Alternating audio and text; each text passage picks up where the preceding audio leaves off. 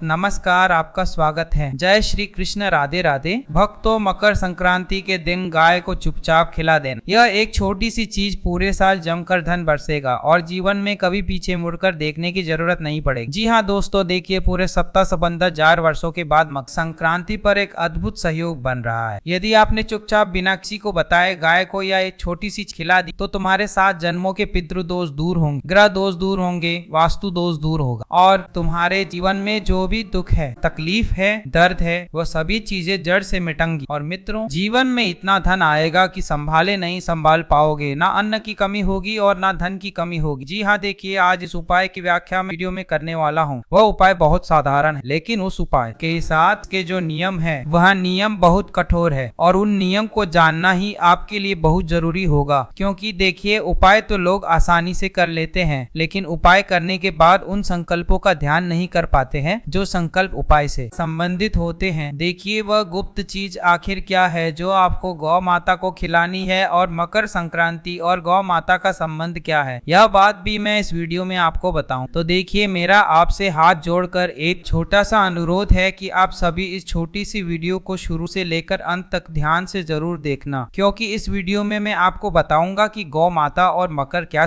उपाय से संबंधित नियम, सावधानियां और संकल्प जो आपके लिए जानना अति आवश्यक है। यह भी बताऊंगा कि यह उपाय किस तरह से किन किन मार्गों से आपको लाभ देगा। वीडियो को लाइक कर देना और कमेंट बॉक्स में जय गौ माता लिख देना। जी हाँ, देखिए इंसान के जीवन में परेशानियां बहुत है, समस्याएं बहुत है, बहुत दुख है, बहुत तकलीफ है, लेकिन उन सब चीजों का सिर्फ यही एक उपाय है जिसे आपको मकर संक्रांति के दिन करना है। अन्न देखा मत करना, क्योंकि मकर संक्रांति का महापर्व साल में सिर्फ एक बार ही आता है और मकर संक्रांति का महत्व शास्त्रों में भी बताया गया है। जी हाँ दोस्तों, देखिए कहते हैं कि मकर संक्रांति को लोग अक्सर सिर्फ एक छोटा सा त्योहार समझ लेते हैं। लोग पूरे दिन पतंग उड़ाते हैं, घर में पकवान बनाते हैं, लेकिन देखिए पतंग उड़ाने और पकवान बनाने के अलावा भी एक ऐसा गुप्त उपाय है जो आपको मकर संक्रांति के दिन करना है। जी हाँ, सच यह है कि यह साल का सबसे गहरा और सबसे असरदार मोड़ होता है, क्योंकि मकर संक्रांति सिर्फ एक साधारण दिन नहीं है। इसी दिन सूर्य की चाल बदलती है, इसी दिन प्रकृति का एक नया हिसाब शुरू होता है। जी हाँ दोस्तों, देखिए प्राचीन काल में पुराने समय के लोग इसे बहुत गंभीरता से लेते थे, क्योंकि उन्हें पता था कि इस दिन की गई छोटी सी गलती पूरे साल पर भारी पड़ सकती है। इस दिन का महत्व इसलिए और भी बढ़ जाता है क्योंकि इस साल का सबसे पहला त्योहार होता है। हाँ दोस्तों, कि इस दिन की गई छोटी सी गलती भी पूरे साल पर भारी पड़ सकती है और इस दिन किया गया छोटा सा सही काम पूरे साल का सहारा बन सकता है। मकर संक्रांति का असली मतलब है रुकावट से निकलना, ठहराव को तोड़ना और जीवन में आगे बढ़ना। इसीलिए हमारे बुजुर्ग कहते थे कि इस दिन जो बीज बोया जाता है वही पूरे साल फल देता है, अर्थात जो उपाय किया जाता है वही उपाय पूरे साल हमारी जीवन की व्यवस्था सुधारना है। दोस्तों, इसीलिए देखिए इस दिन दान का भी बहुत महत्व होता है। पुराने काल से ही लोग मकर संक्रांति के दिन दान करते आ रहे हैं। इस दिन अन्नदान, संयम और व्यवहार पर बहुत ध्यान दिया जाता है, क्योंकि धन केवल पेशे से नहीं बनता है, धन बनता है सोच से, कर्म से और समय की समझ से। जी हाँ दोस्तों, आपने देखा होगा कि बहुत लोग साल भर तक मेहनत करते हैं, खून पसीना बहाते हैं, लेकिन फिर भी पैसा नहीं टिकता है। अन्न होते हुए भी घर में कमी की भावना बनी रहती है और धन बनता है सोच से, कर्म से। जी हाँ दोस्तों, देखिए बार बार खर्च अचानक आ जाता है और खर्च आता है, पैसा रुकता नहीं है और इसके पीछे कारण अक्सर वही अदृश्य रुकावटें होती है जिनका समाधान हमारे शास्त्रों और परंपराओं में छुपा हुआ है। देखिए मकर संक्रांति पर तिल और गुड़ इसलिए खाए जाते हैं क्योंकि तिल त्याग का प्रतीक है और गुड़ मिठास का, यानी जीवन में कड़वाहट को छोड़कर मिठास अपनाने का संकेत है। इस दिन दान इसलिए कहा गया है क्योंकि जब सूर्य दिशा बदलता है तब अहंकार छोड़ना सबसे जरूरी होता है। पुराने समय में लोग इस दिन ज्यादा बोलते नहीं थे, झगड़ा नहीं करते थे और किसी भूखे को देखकर अनदेखा नहीं करते थे। जी हाँ दोस्तों, क्योंकि माना जाता था कि इस दिन की गई उपेक्षा सीधे भाग्य में दर्ज हो जाती। इस दिन किए गए कर्म सीधे भाग्य की किस्मत की दिशा को बदल देते हैं। जी हाँ दोस्तों, इसलिए कहा गया है कि मकर संक्रांति का पर्व साधारण नहीं माना गया है। अब यहाँ एक बहुत गहरी बात आती है जिसे बहुत कम लोग समझते हैं। मकर संक्रांति पर प्रकृति सुनती है लेकिन शोर नहीं सुनती, दिखावा नहीं देखती। मकर संक्रांति का पर्व है सिर्फ भावना और मौन को किए गए कर्मों को ही पहचान, यानी कि जो गुप्त उपाय और जो गुप्त कार्य अगर हम मौन रहकर करेंगे, सबसे छुपा कर करेंगे, तभी उसका फल हमें प्राप्त होगा। दोस्तों, इसीलिए जो लोग इस दिन कैमरा लगाकर लोगों को दिखाकर दान करते हैं उन्हें संतोष तो मिलता है लेकिन स्थायी फल नहीं, क्योंकि देखिए आज के समय में लोगों ने दान पुण्य को भी एक ट्रेंडिंग टॉपिक बना बना दिया है। गौशाला में लोग जा रहे हैं तो वहाँ पर फोन निकाल कर खड़े हो जाते हैं, गाय माता को चारा खिलाते हैं, अन्य और धन का किसी गरीब को दान कर रहे तो उनके साथ फोटो खिंचवाते, वीडियो बनाने लग जाते हैं, लोगों को दिखावा करते हैं। लेकिन शास्त्रों में बताया गया है कि दो चीजें हमें हमेशा लोगों से छुपा कर करना चाहिए, पहला दान और दूसरा पूजा पाठ और ध्यान, क्योंकि ये दो चीज जितनी छुपी हुई रहेंगी उतना फल आपको मिलेगा। जल्दी ही तो देखिए कि अब धीरे धीरे मैं आपको उस दिशा में ले जा रहा हूँ जहाँ असली रहस्य छुपा है। लेकिन उससे पहले यह समझना जरूरी है कि गाय को हमारे शास्त्रों में इतना ऊंचा स्थान क्यों दिया गया है। जी हाँ दोस्तों, क्योंकि देखिए यह उपाय सिर्फ गौ माता पर ही निर्भर करेगा और उस इंसान पर निर्भर करेगा जो इंसान यह उपाय कर रहा है। तो आज यह उपाय किस तरह से अपनी दिव्य शक्ति तुम्हें दिखाएगा, यह उपाय किस तरह से तुम्हारे जीवन से अंधकार को मिटाएगा, यह उपाय किस तरह से तुम्हारे जीवन में खुशियों की रोशनी लेकर आएगा। हर एक बात समझ लेना, हर एक बात अच्छे से सुन लेना, क्योंकि अगर तुमने अनसुना किया या तुम कोई बात भूल गए तो यह उपाय अपना नकारात्मक असर भी दिखा सकता है। यानी कि तुम तो सोचोगे कि यार मैंने तो जीवन में अपना अच्छा अपना भला करने के लिए उपाय किया था, लेकिन मेरे साथ बुरा क्यों हो गया। इसके पीछे का कारण यही होगा कि तुमने एक एक बात को अच्छे से नहीं समझा होगा या एक एक बात को अच्छे से नहीं सुना हो। देखिए दोस्तों, मैं आपको बताता हूँ कि गाय को हमारे शास्त्र में इतना ऊंचा स्थान दिया गया है कि गाय तो सिर्फ एक प्राणी है, गाय तो सिर्फ एक पशु है तो नहीं। देखिए गौ माता तुम्हारे पूरे जीवन से संबंध रखती है। गौ माता के अंदर ही तुम्हारे जीवन के ना जाने कितने रहस्य छुपे हुए हैं। जब किसी व्यक्ति की मृत्यु हो जाती है तो हम क्यों उसके नाम का गौ माता को चारा डालते हैं। क्या तुमने कभी सोचा है जब जीवन में दुख आता है, तकलीफ आती है और बीमारी आती है तो हम क्यों गौ माता को याद करके गौ माता को भोजन खिलाते हैं। देखिए गौ माता कोई साधारण पशु नहीं है। जी हाँ दोस्तों, गाय को माता इसलिए नहीं कहा गया कि वह सिर्फ दूध देती है, बल्कि इसलिए कि वह बिना मांगे देती है, बिना शिकायत के सहती है और बदले में कुछ नहीं चाहती। तो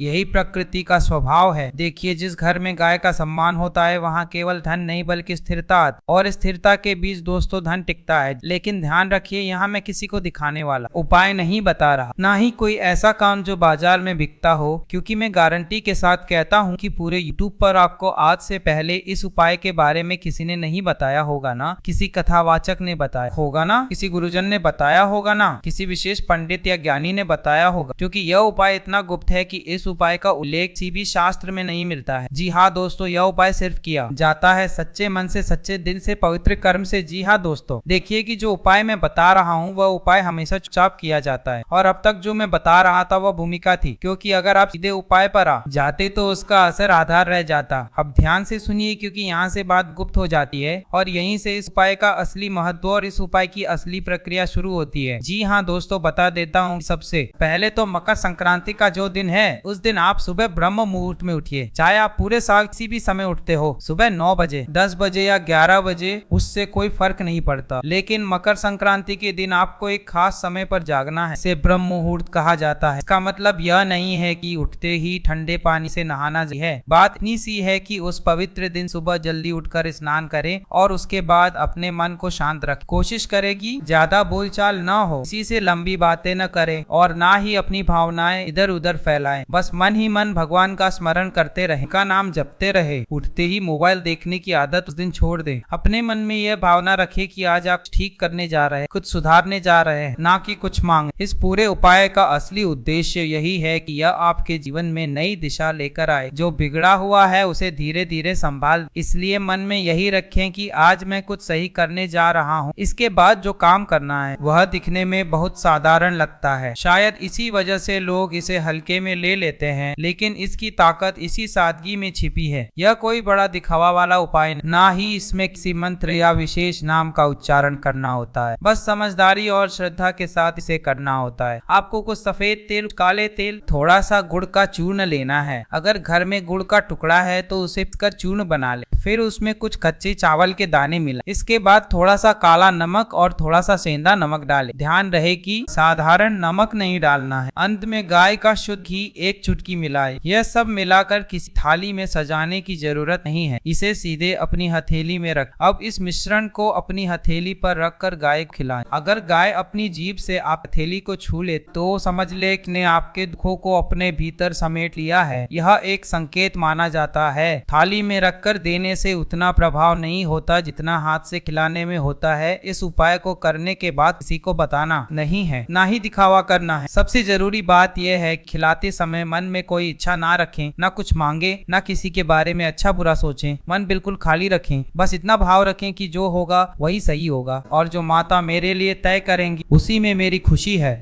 अगर गाय इस मिश्रण को थोड़ा सा भी खा लेती है तो इसे शुभ संकेत माने। इसके बाद पूरे साल कुछ नियम अपने आप जीवन में आ जाते हैं। सबसे पहला नियम अन्न का अपमान नहीं करना है। अन्न का संबंध माँ अन्नपूर्णा से माना जाता है और अन्न का अपमान करना उनके प्रति असम्मान समझा जाता है। दूसरा नियम खाना व्यर्थ में फेंकना नहीं है। तीसरा महीने में कम से कम एक बार किसी पशु या पक्षी के लिए चुपचाप खाने का रख देना बिना किसी को बताए। हर उपाय तभी फल देता है जब उसमें थोड़ा सा मन, थोड़ा सा तन और थोड़ा सा धन लगाया जाए। यही इस उपाय की पूरी प्रक्रिया है। यह कोई चमत्कार नहीं बल्कि जीवन में संतुलन लाने का तरीका है। जब संतुलन बनता है तो अन्न और धन अपने आप रास्ता ढूंढ लेते हैं। शायद यही वजह थी कि पुराने समय के लोग ज्यादा कमाए बिना भी कभी खाली नहीं रहते थे। मकर संक्रांति का असली संदेश यही है, कम बोलो, सही करो और समय पर करो। अगर इस दिन यह उपाय किया जाए तो इसका असर धीरे धीरे दिखने लगता है। यह कोई जादू नहीं कि रातों रात करोड़पति बना दे, लेकिन जहाँ असली परेशानी होती है वहाँ यह बदलाव लाता है। जैसे पैसा आता है लेकिन टिकता नहीं, बेवजह खर्च हो जाता है, मेहनत के हिसाब से फल नहीं मिलता, इन सब पर इसका असर पड़ता है। खर्च सोच समझकर होने लगता है, अचानक नुकसान कम होते हैं और बचत बनने लगती। घर परिवार पर भी इसका गहरा असर पड़ता है। पैसों की कमी से जो अशांति आती है वह धीरे धीरे कम होने लगती है। बेवजह के झगड़े घटते हैं, घर में बैठने का मन करता है, जिसके साथ के साथ पहा